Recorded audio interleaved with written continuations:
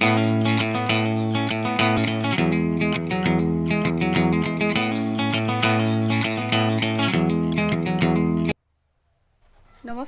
মই মৌচুমী আপোনালোকক মোৰ আনটা ভিডিঅ'লৈ স্বাগতম জনাইছোঁ। আৰু আজি এয়া দেখিছে মই কি বনাবলৈ লৈছোঁ। এয়া গোটা নহৰু, এইখিনি মই এতিয়া বাকলি গুচাই কাটি ল'ম। আচাৰ বনাবৰ বাবে মই এনেদৰে কাটি ল'লোঁ আৰু এইখিনি দেখিছে আপোনালোকে দুফাল দুফাল কৰিছোঁ। আপোনালোকে গোটাকৈও কৰিব পাৰে। এয়া মই জলকীয়া লৈছোঁ, এইখিনি ঘৰৰে জলকীয়া হয়, দাদাহঁতৰ ঘৰৰ। আৰু এইখিনিও মই আচাৰ দিবলৈ শুকুৱাই ল'ম একেলগে। এতিয়া এখন ডলাত মই বাতৰি কাগজ এখন পাৰি ইয়াতে মই নহৰু আৰু জলকীয়াখিনি লৈ ৰ'দলৈ উলিয়াই দিম আৰু শুকুৱাম এইখিনি। আপোনালোকে এইবোৰ জানেই, আচাৰ বনালে ৰ'দত দি ল'ব লাগে আৰু ৰ'দত দি শুকাই তেতিয়াৰ পিছতহে আচাৰ বনাব লাগে।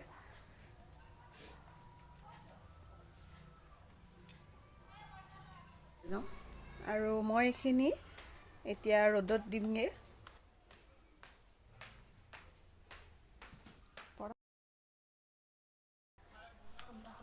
এয়া ৰাতিপুৱাৰ কোমল ৰ'দ হয়, দিনটো মই ৰ'দত দিম। এইখিনি দেখিছে আপোনালোকে মই এটা ৰ'দত শুকুৱাইছোঁ। এয়া আগতে মানে মই আৰু বনাইছিলোঁ, সেইখিনি দুটা ৰ'দত দিলোঁ কাৰণে বৰ বেছিকৈ শুকাই গ'ল। এয়া দেখিছে মই এইখিনি মাত্ৰ এটা ৰ'দত শুকুৱাইছোঁ। বেছিকৈ শুকুৱালে খাবলৈও বেয়া হয়। এতিয়া এইখিনি মই সেইকাৰণে বেছিকৈ নুশুকুৱালোঁ, এটা ৰ'দতে শুকুৱালোঁ। তাৰপিছত এই জলকীয়াখিনিও দেখিছে এটা ৰ'দত, এইখিনি ধুনীয়াকৈ শুকাই গ'ল বাৰু। আৰু এইখিনি তেলত এনেও গলিবই। গতিকে আহক এতিয়া মই মছলা কি কি ব্যৱহাৰ কৰিম সেইখিনিও চাই লওঁ।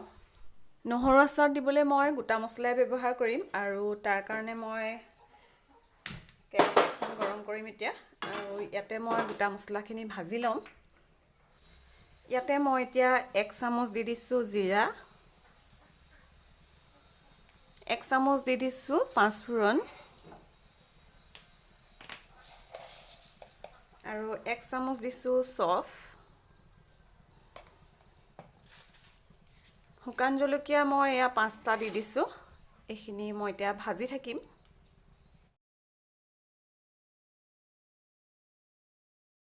মছলাখিনি ঠাণ্ডা হোৱা মানে মই মিঠাতেলো গৰম কৰি ল'ম।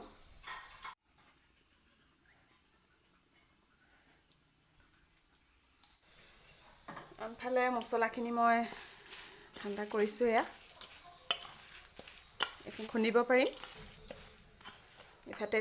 এইফালে তেলো গৰম হৈ আছে আৰু এইখিনিও ঠাণ্ডা হৈ লওক।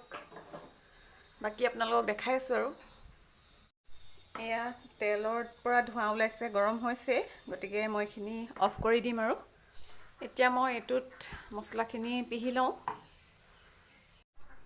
এইখিনি মোৰ মছলা পিহি ল'লোঁ, মছলা ৰেডি হৈ গ'ল। আপোনালোকে ইয়াতকৈ গোটা কৰোঁ বুলি ক'লেও কৰিব পাৰে, কিন্তু ইয়াতকৈ মিহি নকৰিব।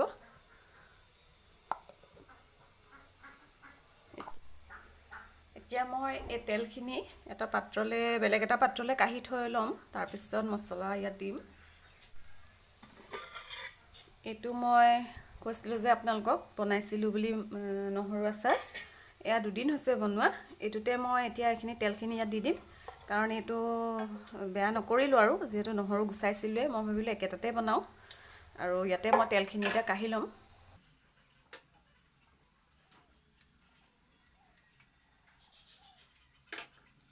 এয়া তেল কাঢ়ি ল'লোঁ আৰু তেল এয়া কমেই হৈছে চাগে। যদি কম হয় তেতিয়া পিছত দি দিম গৰম কৰি। আৰু ইয়াত এতিয়া মই এই খুন্দি লোৱা মছলাখিনি দিম।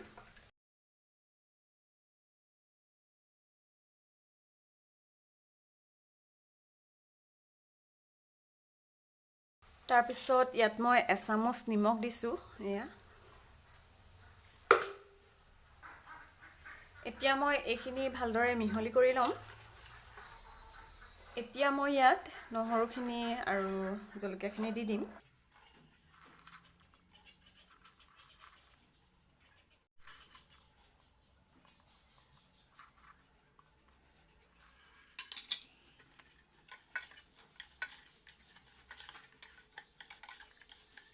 এতিয়া মই জলকীয়াখিনি দি দিম ইয়াতে।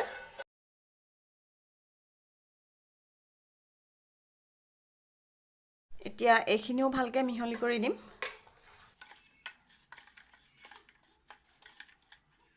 এতিয়া মই ইয়াতে এডোখৰ টেঙা দিম। এয়া দেখিছে, ভিনেগাৰো আছে, কিন্তু মই এতিয়া ভিনেগাৰ নিদিওঁ, টেঙাটোৱে দিম।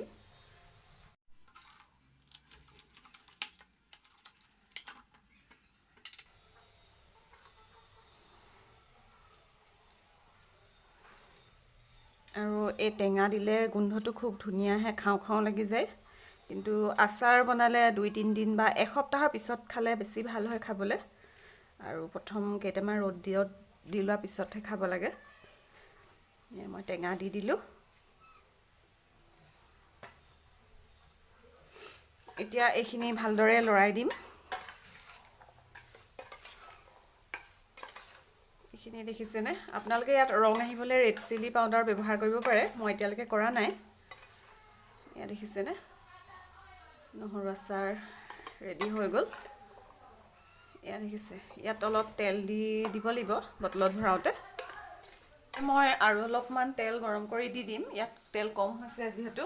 আৰু তেলখিনি প্ৰথমতে গৰম কৰি ল'ম, তাৰপিছত ঠাণ্ডা হোৱাৰ পিছতহে মই ইয়াত একেলগ কৰিম। আৰু তেলখিনি ঠাণ্ডা হোৱাৰ পিছত মই ইয়াত ঢালি দিছোঁ।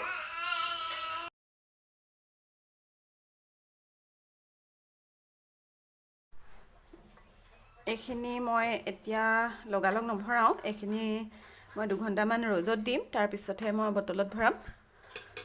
এইখিনি মই এতিয়া ৰ'দত দিমগৈ। এতিয়া এইটো মই বটল লৈছোঁ, চিচা বটল। এইটো মই ভালকৈ ধুই লৈছিলোঁ, শুকুৱাই থৈছিলোঁ। আকৌ পেপাৰ এখনে এনেকৈ মোহাৰি দিছোঁ। পানী নায়েই বাৰু, হ'লেও মই মোহাৰি লৈছোঁ এনেকৈ শুকানকৈ। গোটেই মই থ'ম। এয়া মই ৰ'দত দিয়াৰ পিছত এতিয়া ৰাতি হ'ল আৰু এতিয়া মই এইখিনি ভৰাম বটলত। আৰু তাৰ আগতে ভৰোৱাৰ আগতে মই আপোনালোকক, মই যে কৈছিলোঁ আগতে বনাইছিলোঁ 2 দিন আগত, সেইখিনি মই আপোনালোকক দেখাই লওঁ। এয়া দেখিছেনে? এইখিনিও মই দেখাই দিওঁ। ইয়াত মই ভোট জলকীয়া আৰু সৰিয়হ দি থোৱা আছে। এয়া দেখিছেনে? কৈছিলোঁ যে বেছিকৈ শুকাই গৈছিলে বুলি। এয়া এতিয়া ভৰাই লওঁ বটলত।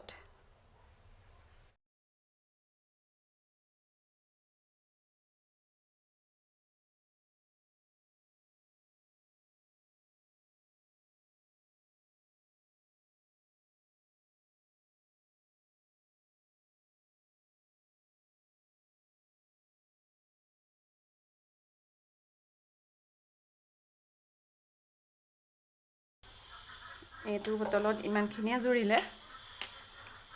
বাকী মই যিখিনি আছে সেয়া ইটো বটলত ভৰাই দিওঁ।